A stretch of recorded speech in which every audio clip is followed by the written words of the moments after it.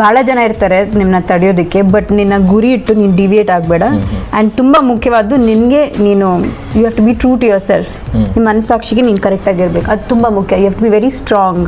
ನಿಮ್ಮ ಗುರಿ, ಯಾಕಂದರೆ ನೀವು ಒಳ್ಳೆ ಕೆಲಸ ಮಾಡೋಕೆ ಭಾಳ ಜನ ಇರ್ತಾರೆ ತಡೆಯೋದಕ್ಕೆ, ನಿಮ್ಮನ್ನ ಅದನ್ನು ಇದು ಮಾಡೋದಕ್ಕೆ, ಬಟ್ ನೀವು ಗುರಿ ಇಟ್ಕೊಂಡು ಅದ್ರ ಪ್ರಕಾರನೇ ಹೋಗ್ತಾ ಇದ್ದಾರೆ. ಇದು ಒಂದು ಕಾಲದಲ್ಲಿ ಕನ್ನಡ ಚಿತ್ರರಂಗದ ನಂಬರ್ 1 ನಟಿಯಾಗಿ ಮೆರೆದಾಕೆ, ಒಂದೇ ಸಿನಿಮಾಗೆ ಕೋಟಿ ಸಂಭಾವನೆ ಪಡೆದಾಕೆ, ಸಾವಿರಾರು ಅಭಿಮಾನಿಗಳ ಕನಸಿನ ನಾಯಕಿ. ಆದರೆ ಯಾಕೆ ಇದ್ದಕ್ಕಿದ್ದಂತೆ ಸಿನಿಮಾಗಳಿಂದ ದೂರವಾಗಿದ್ದಾರೆ?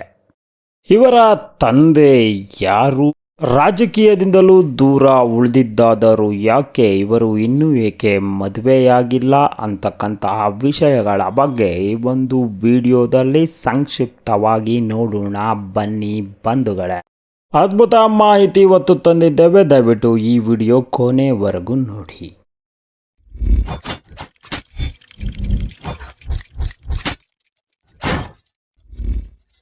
ದಿವ್ಯಾ ಸ್ಪಂದನ ಅಲಿಯಾಸ್ ರಮ್ಯಾ. ರಮ್ಯಾ ಅವರ ಹುಟ್ಟು ಹೆಸರು ದಿವ್ಯಾ ಸ್ಪಂದನ ಎಂದು. ದಿವ್ಯಾ ಸ್ಪಂದನ ಅವರು ಮೂಲತಃ ಮಂಡ್ಯದವರಾದರೂ ಕೂಡ ಜನಿಸಿದ್ದು ಬೆಂಗಳೂರಿನಲ್ಲಿ. ಅವರು ಜನಿಸಿದ್ದು 1982 ನವೆಂಬರ್ 29ರಂದು. ಅವರ ತಾಯಿ ರಂಜಿತಾ, ಆದರೆ ಇವರ ಸಾಕು ತಂದೆ RT ನಾರಾಯಣ್. ರಮ್ಯಾ ಅವರ ಪ್ರಾಥಮಿಕ ಮತ್ತು ಪ್ರೌಢ ಶಿಕ್ಷಣ ನಡೆದಿದ್ದು Sacred Heart School Tamil Nadu, Saint Hilda's School Ooty, bachelor degree in commerce Saint Joseph College of Commerce Bengaluru. Ramya ಅವರ ಚಿತ್ರರಂಗ ಪ್ರವೇಶ ಹೌದು ನಮ್ಮ ಕನ್ನಡದ ಅಭಿ ಚಿತ್ರದ ಮೂಲಕ ಬೆಳ್ಳಿತೆರೆಗೆ ರಮ್ಯಾ ಅವರು ಪಾದಾರ್ಪಣೆ ಮಾಡಿದರು ಬಂಧುಗಳೇ.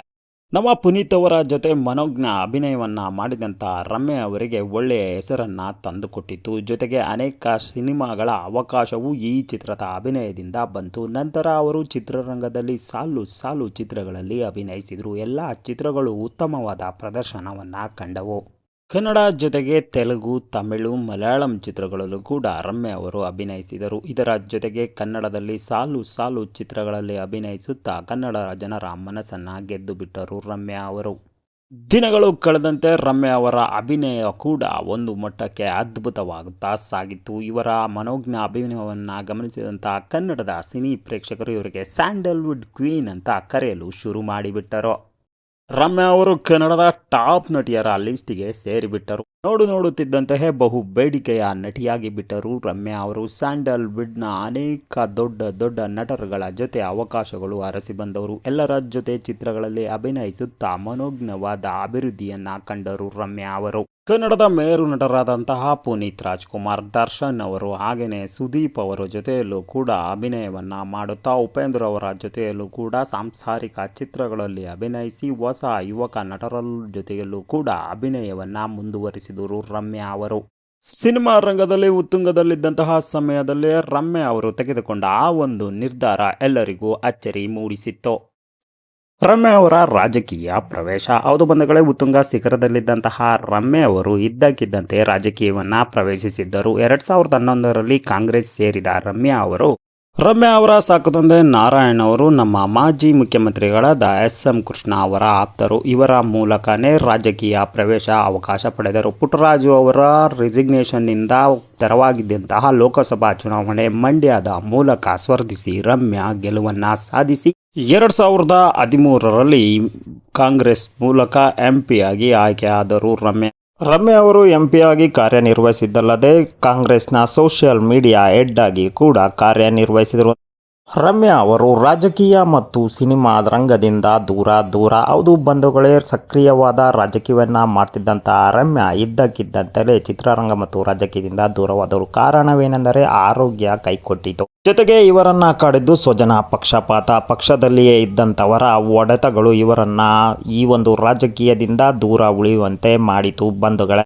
ರಮ್ಯಾ ಅವರ ವೈಯಕ್ತಿಕ ಬದುಕು ಹೌದು ಬಂಧುಗಳೇ, ನಾವೆಲ್ಲರೂ ಕೂಡ ಸೂಕ್ಷ್ಮವಾಗಿ ಗಮನಿಸಿದ್ದೇವೆ. ರಮ್ಯಾ ಅವರ ವೈಯಕ್ತಿಕ ಬದುಕು ಒಂಥರ ಏಣಿ ಮತ್ತು ಹಾವಿನ ಆಟದಂತೆ. ಹೌದು ಬಂಧುಗಳೇ, ರಮ್ಯಾ ಅವರ ಜೀವನ ಎಲ್ಲರಿಗೂ ಪ್ರಶ್ನಾರ್ಥಕ ಚಿಹ್ನೆಯಂತೆ ಕಾಡುತ್ತದೆ. ಸೆಲೆಬ್ರಿಟಿಗಳ ಜೀವನವೇ ಹಾಗೆ ಏನೋ ಗೊತ್ತಿಲ್ಲ. ಉತ್ತಮವಾದ ಎಜುಕೇಷನ್ ಒಳ್ಳೆಯ ಪ್ಲೇಸ್ಗಳಲ್ಲಿ ಪಡೆದು ಸಿನಿಮಾಕ್ಕೆ ಒಂದು ಈಸಿಯಾಗಿ ಅವಕಾಶ ಗಿಟ್ಟಿಸಿಕೊಂಡ ರಮ್ಯಾ ಅವರಿಗೆ ರಾಜಕೀಯ ಜೀವನ ಅಷ್ಟು ಈಸಿ ಇರಲಿಲ್ಲ.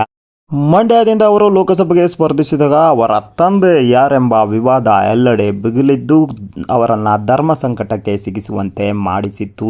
44 ವರ್ಷ ವಯಸ್ಸಾಗಿರೋ ರಮ್ಯಾ ಅವರು ಇನ್ನೂ ಕೂಡ ಮದುವೆಯಾಗಿಲ್ಲ. ಆಗ ಅವರೊಂದಿಗೆ ತಗಲಾಕೊಂಡಿದ್ದ ನೇಮು ಸಂಜಯ್ ಅಂತಹ ಯುವಕನೊಂದಿಗೆ ಅವರ ನೇಮು ತಗಲಾಕೊಂಡಿತ್ತು. ಅದರ ಜೊತೆಗೆ ಇವರು ವಿದೇಶಿ ಯುವಕನೊಂದಿಗೂ ಕೂಡ ಹೆಸರು ತಗಲಾಕೊಂಡಿತ್ತು. ಆದರೆ ರಮ್ಯಾ ಅವರು ಇಂದು ಎಲ್ಲರಿಂದಲೂ ದೂರವಾಗಿ ಸೈಲೆಂಟ್ ಆಗಿ ಉಳಿದು ಬಿಟ್ಟಿದ್ದಾರೆ ಬಂಧುಗಳು. ಯಾರು ಇರಲ್ಲ, ಯಾರ ಮೇಲೂ ಎಕ್ಸ್ಪೆಕ್ಟೇಷನ್ ಇಟ್ಕೋಬಾರ್ದು. ನೀವು ನಿಮ್ಮ ಕಾಲ ಮೇಲೆ ನಿಂತು ನೀವು ಇಂಡಿಪೆಂಡೆಂಟ್ ಆಗಿ ಎಲ್ಲಾನು ನೀವೇ ಎದುರಿಸ್ಬೇಕು. ಯಾರ ಮೇಲೆ ಡಿಪೆಂಡ್ ಮಾಡ್ಕೊಳ್ಳೇಬಾರ್ದು. ಬಿಕಾಸ್ ಡಿಪೆಂಡ್ ಆದ ತಕ್ಷಣನೇ you are bound to be let down at some point.